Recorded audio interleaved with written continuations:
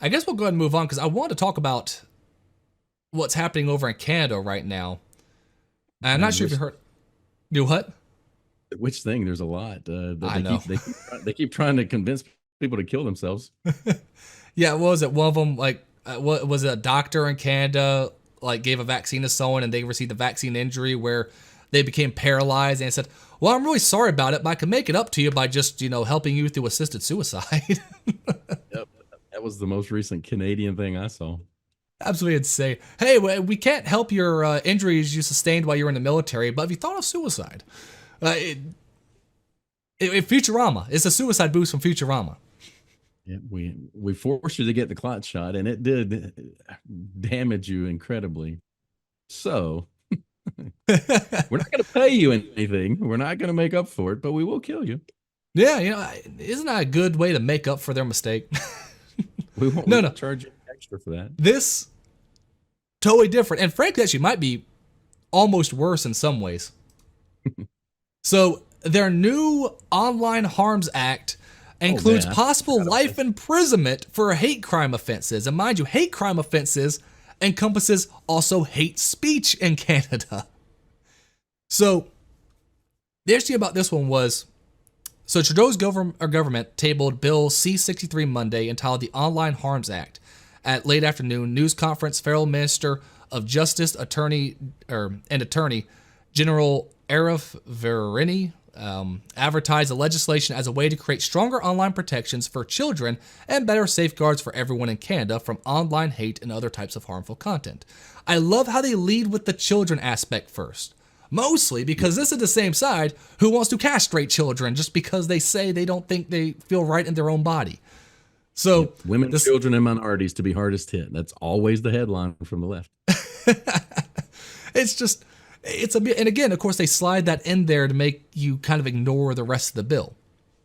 However, the bill targets a cornucopia of free speech issues and seeks to protect all people in Canada from hatred, because don't you know you have a right to be free from hatred? I guess the legislation will create a I'm just happy that definition. somebody's. I'm just happy somebody's bringing back usage of the word cornucopia. That's a good word that doesn't get used a lot anymore. Even at Thanksgiving, it doesn't get used. Let's So see. Post millennial. I'm not saying who wrote this one. I'll see at the bottom. kudos to the author of this for using cornucopia in a sentence. So it will create a definition of hatred, increase the existing penalties for hate propaganda offenses, and promulgate a unique criminal code entry for a hate crime offense while offering new remedies for violating online hate speech within the Canadian Human Rights Act. Now, mind you, their parliament went on and on talking about how saying honk honk was actually code for Hail Hitler. I mean, if you want to understand what they view as hate speech, honk honk is hate speech to these people. So the new standalone hate crime offense would apply to every offense in the criminal code and any other act of parliament allowing penalties up to life imprisonment to denounce and deter this hateful conduct as a crime itself. The Human Rights Tribunal also could impose a fine up to $70,000 for posting hate speech, according to the bill. So here's my thing. If Trump gets elected, one of his first acts should be saying, you know what, we've accepted so many asylumees from the south border, and that might be, really good for us to be looking at their cases, but I want to go ahead and fast track any Canadian who feels like their government is persecuting them because of their freedom of speech. Let's get those people in the country. I mean, these are people who actually are oppressed by their government, and we just ignore it every single day. We have no problem about letting people through the southern border for anything we can think of. It doesn't matter what their reasoning is. Yet, north of our border, people could be facing fines of $70,000 and possibly life in jail, all because they said honk honk on Twitter or X. I mean, this is Canada.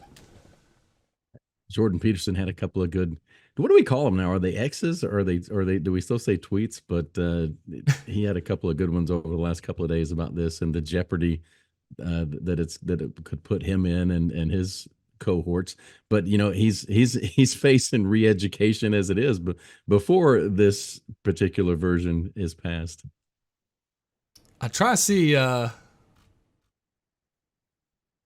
not seeing where it says the person who wrote it. I was trying to see if I could see that real quick. But yeah. Well, the funny thing is he was talking about possibly just recording the entire re-education camp that he was going to, which would be fantastic. I think he would get so many views off that.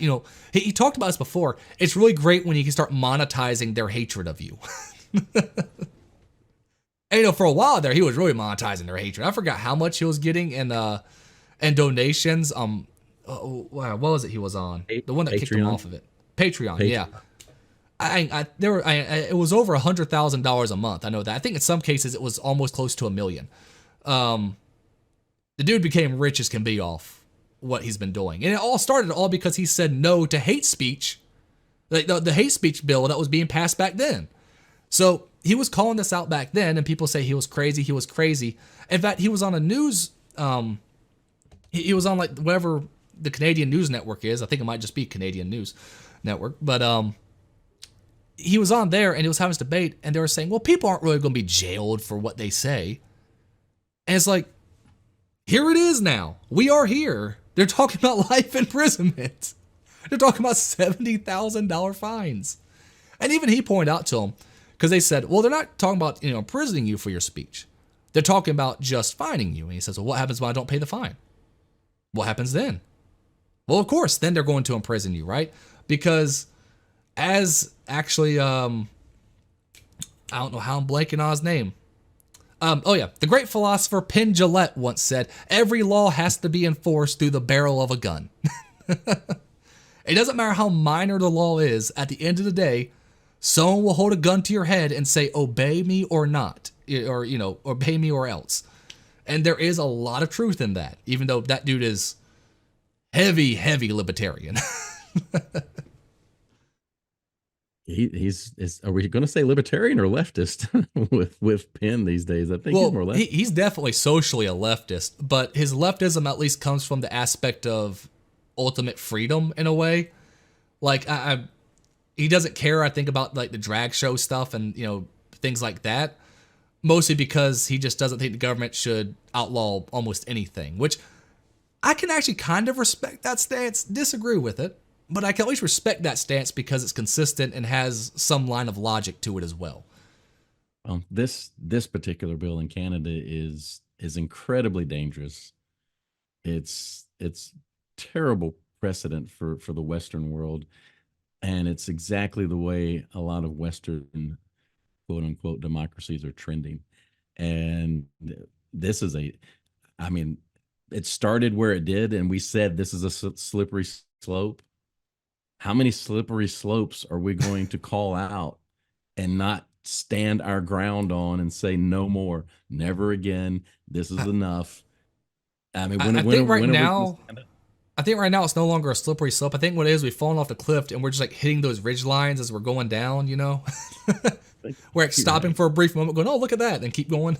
But I mean, you're right, because the left likes to say the idea like the slippery slope fallacy. And it's like, it's not a fallacy when it turns out to be true almost every single time. You just can't call it a fallacy and that be the truth of it, right? That's not how it works. It does seem to line up every single time we sit there and say, this is a slippery slope. What do you know? It ends up happening eventually. And yeah, and you mentioned like we're not going that far with it. Well, they don't say it yet, because that's the word that's always implied.